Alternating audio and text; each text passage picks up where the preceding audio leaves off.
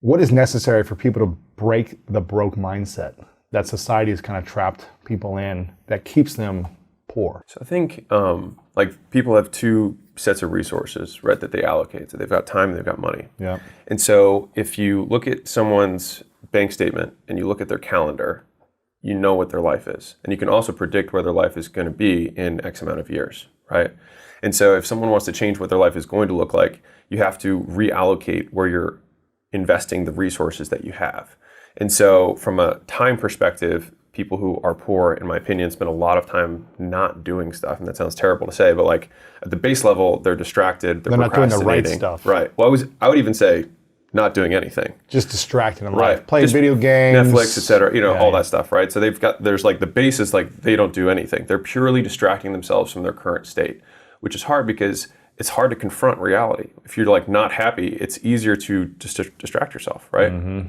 Now, the level above that is you've got people who are operating, they are working every day, but they're operating in low leverage opportunities, right? So they're doing things that do not give them a lot of return on their time, right? And so it's like I could work, it doesn't matter how many hours I work at McDonald's, like it's very, very difficult to become wealthy there, right? It's just near impossible, right? Mm-hmm. Versus like you could buy a building for $10 million and then sell it to somebody else for $11 million, just get the contract and make $1 million on the exchange.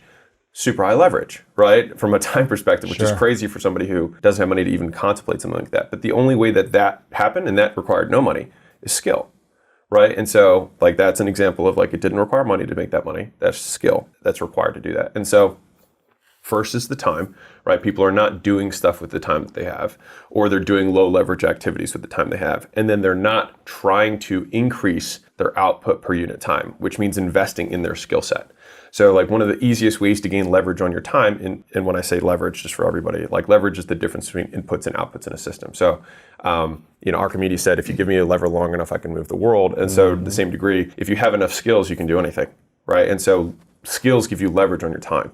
So you get more out of each unit of time. So if I'm a master cold caller, I will get more sales and calls booked for the same unit of time than somebody who sucks at it. Same time, more output, right? But because they developed a skill at a masterful level. 100%. Yeah. And so when people are allocating their time, they're not by percentage, they're kind of like consuming their time rather than investing their time. So they're either doing nothing or they're consuming the time rather than putting time into getting higher returns on their time, which is education, right? And so education you can have from like the conceptual learnings, watching stuff like this, or the actual doing.